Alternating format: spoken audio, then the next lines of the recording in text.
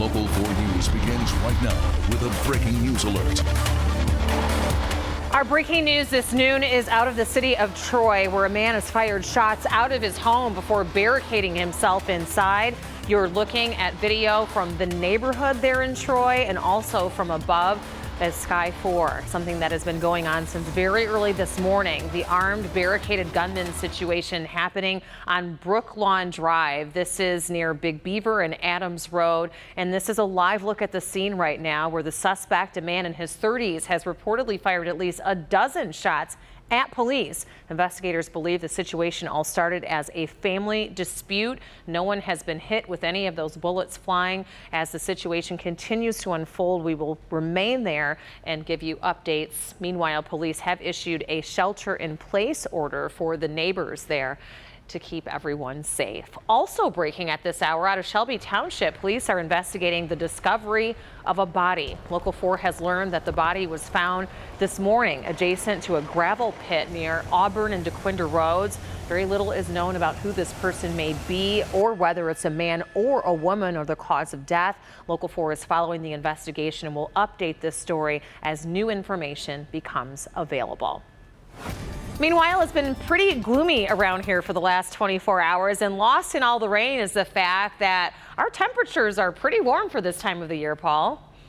Absolutely, and we have a lot going on. You can see in our sky cam, it is just a dreary, dreary day, and we have now flood warnings that have been issued by the National Weather Service. Clinton River, Sterling Heights, and Clinton Township, that is going to start cresting above flood stage. It's going to crest tomorrow morning, but it'll start getting above flood stage by late this afternoon. We're expecting moderate flooding from that. Minor flooding for the Lower Rouge River at Inkster and Dearborn. That's going to crest tomorrow morning near flood stage. So that's the warnings that are in effect right now. We also have some other warnings in near Owasso and also near Davison, but basically flood watch for all of us through tomorrow. So we have other areas of flooding that could develop. Lots of storm reports coming in terms of rainfall. Some of the latest reports I've had, Garden City, which is right there, 1.5 inches of rain as of 9 a.m. They've had more since then, obviously. And then we also have Waterford, which is located right there, 1.4 inches of rain as of 9 a.m. And at 7 a.m., Detroit City Airport in Detroit reported 1.2 inches of rain. So we've obviously had some rain additional over the past 3 hours. So those numbers are actually inflated.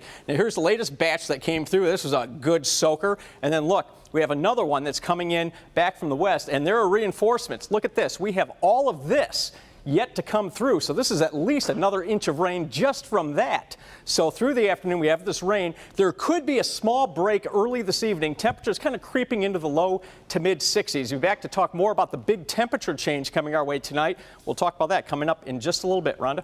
All right, Paul, thank you. The funeral for fallen Detroit police officer Darren Weathers is underway this noon at 2nd Ebenezer Church in Detroit. Weathers was killed in a car accident while on duty last Tuesday morning. It was during a training exercise in Detroit that took a tragic turn. Paula Tutman joins us now from the service right outside of the church. And Paula, certainly a lot of people have showed up to pay their final respects. Absolutely, they have. And what's extra sad about this is it feels like deja vu all over again. Just 19 days ago, we were at the funeral of another fallen officer. I do want to take you inside where we are live streaming. I did not hear her introduced, but I believe this is Officer Weathers' wife, Keisha DeWitt, and their daughter, who are at the podium right now. I can tell you that there has been a sense of celebration as well as mourning.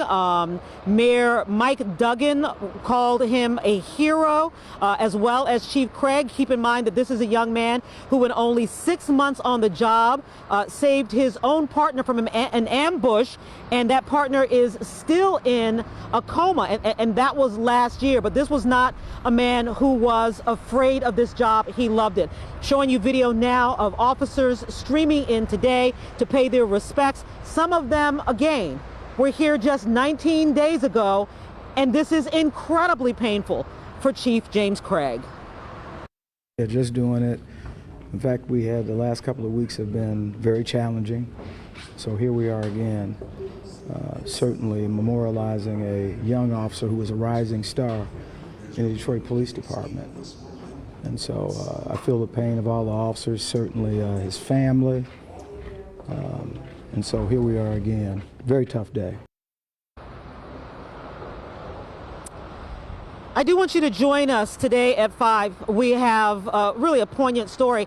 We spoke to Officer Weathers' uncle, and he was very thoughtful. He was very tearful. He said he had one wish, and then I actually reminded him that that wish had come true. And that'll be today at 5, Rhonda. Very, very sad day for this young man's family and the extended family of the entire Metro Detroit area. Rhonda? Absolutely, Paula. Very sad, and our prayers are certainly with his family and the Detroit Police Department. Meanwhile, this noon, there is a pothole on Detroit's west side that has caused a crash that killed one man and sent one woman to the hospital. Detroit police are telling us that it happened just after midnight at the corner of McGraw and Martin, right by I-94 on the city's west side. The 2012 Ford Focus was heading east on McGraw when the vehicle hit a pothole and the driver lost control and hit a light pole. The driver, a 22-year-old woman, remains in serious condition, and her passenger, a 22-year-old man, died at the hospital. The St. Clair County Sheriff's Department is right now investigating the death of a 3-year-old boy. Deputies were called on Monday morning to a home on Lapeer Road in Port Huron Township. They were told that there was a dead child there. Detectives joined deputies who found the deceased boy inside of the house. The cause of the boy's death has not yet been determined. A Taylor woman was this morning sent to prison for the shooting death of a co-worker last October. Sandra Lynette Waller was originally charged with first-degree murder for killing Lorraine Faison of Allen Park after the two women argued where they work at Burlington Coat Factory. And this is the store there in that area. Waller pleaded guilty to second-degree murder, and at her sentencing today, she expressed deep remorse to the victim's family. I have great sorrow and unceasing anguish in my heart as well.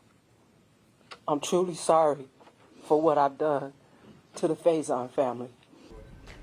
As part of a plea agreement, Waller was sentenced this morning to serve 16 to 40 years in prison for second-degree murder.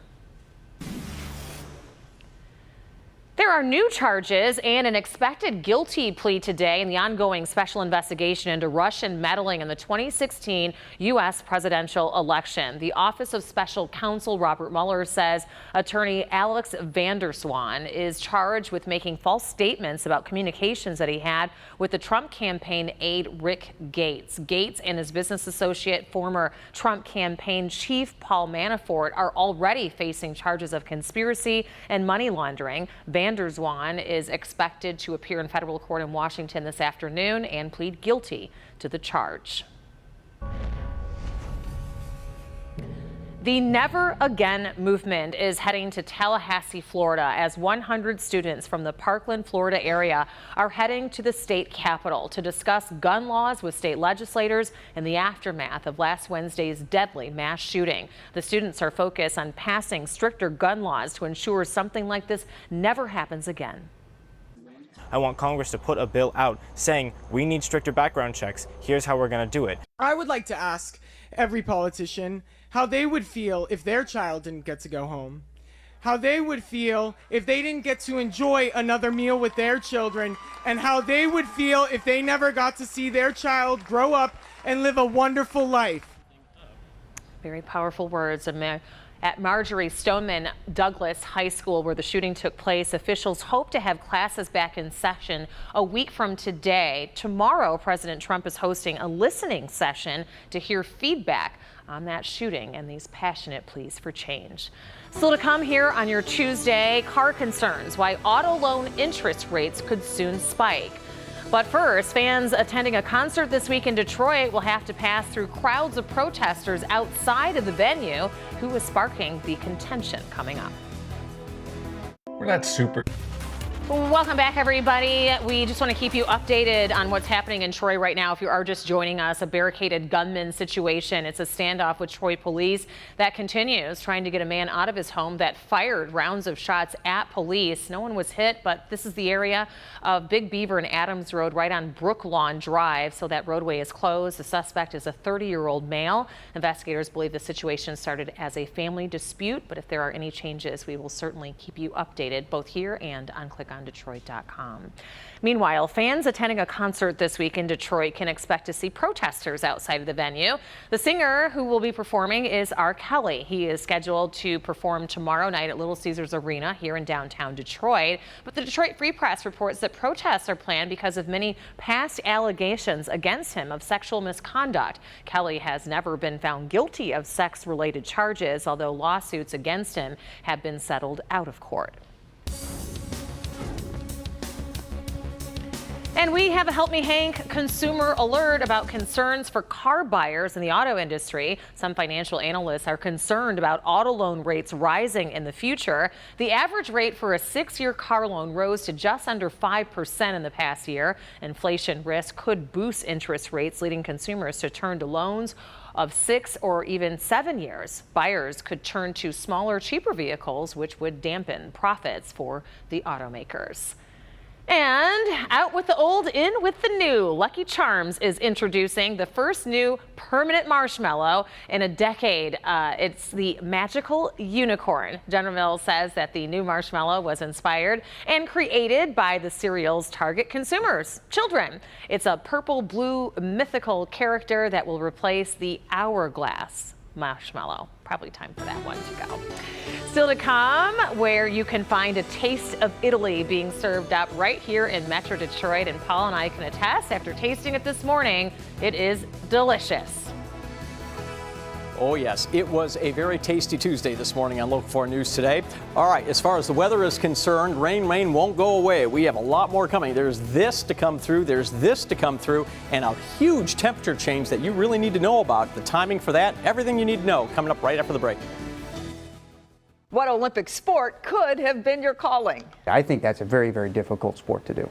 Tonight at 5, see which event just might have been your golden opportunity and which sports your Local 4 favorites might have excelled in too.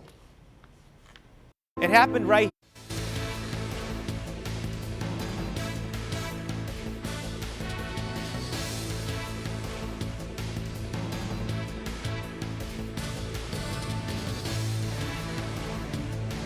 Last year.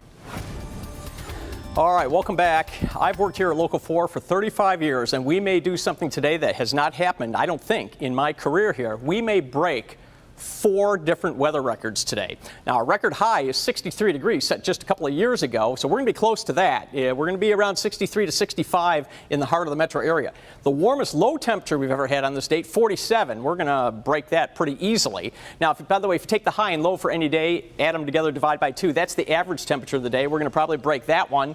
And then if we look at precipitation, record precip for today is 1.07 inches. We're going to probably blow up that record as well. So we potentially could set 4 different weather records today.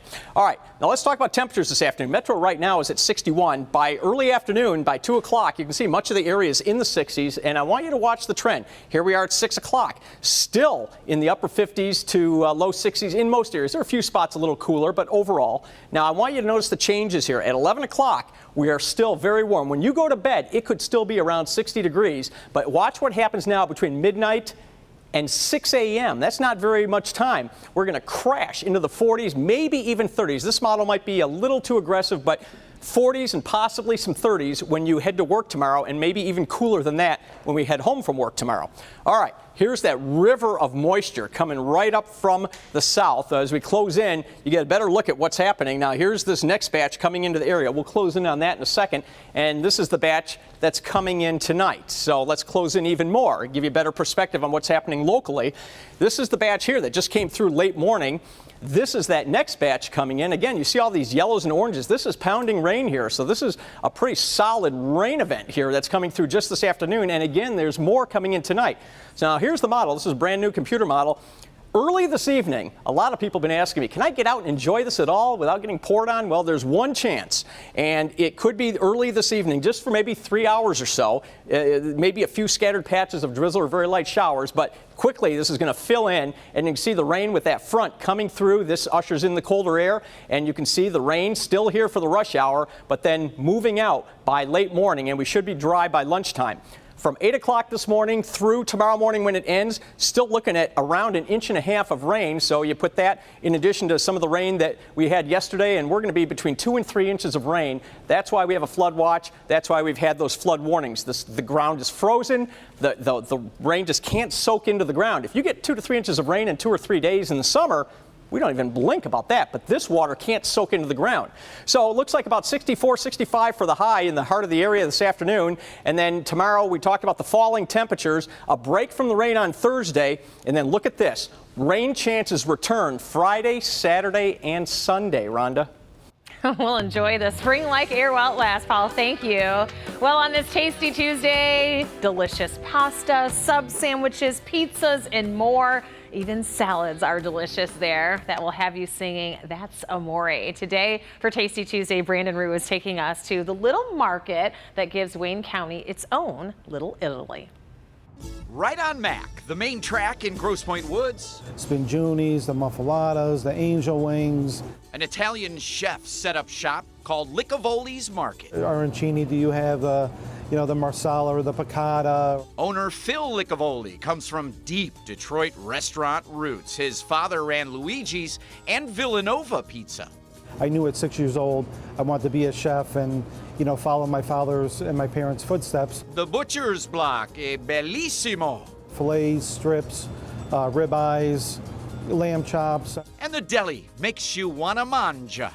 The mortadella, the capicola, the Genoa salami, the prosciutto cotto. I go through probably about 200 pounds of meatballs a week. So that's a staple. My lasagnas are a staple. Then I have a dish that's just olive oil, penne pasta, spinach, and chicken. Chef Phil's pizza oven is blasting 800 degrees, turning out pies in a couple of minutes, like the fungi. It's mushroom, onions, caramelized onions, and Italian sausage. Just a classico. Cheese and pepperoni. I use the pepperonis that curl up with the little grease pockets in it. Potato Bianca is an Idaho potato sliced paper thin. It has caramelized onions, rosemary, olive oil, and just Parmesan cheese. Licavoli's gives it everything it's got to give you a unique Italian experience. Giving food, the love of food, for everybody to enjoy. Dream come true for me. Oh, and for us, now that we all know about it, Licavoli's is offering $2 off all pizzas today, and they have so many different cool and unique flavors like pesto and Florentine. All you have to do is mention Tasty Tuesday. The market, as Brandon mentioned, located right in the heart of Grosse Pointe Woods on Mack Avenue, and everything there is delicious. I tried quite a few things this morning. So to come here on your Tuesday, Cougar Cam, a wild cat caught on camera in a neighborhood. What it was doing that has the neighbors very alarmed. That's next. Alt 106. All right, finally here at noon, it's not every day a cougar walks up to your house and peeks into your front window. Look at what happened to this Wisconsin family. Not far from Milwaukee, the cougar strolls up to the house, activates the motion sensor light, heads right up to the window, even left a paw print. Wow. On the window sill, right inside of this house. Pretty scary. Oh my gosh. You would never want to leave the house again. No. But we have some very special kids here with us today. Take a look. It's Mr. Novak's elementary school class at Graham Elementary School in the Avondale School District of Auburn Hills. Great to have you with us, everybody. Great to see you guys. Join us later on Local 4. Ben will have the latest on our flood warnings.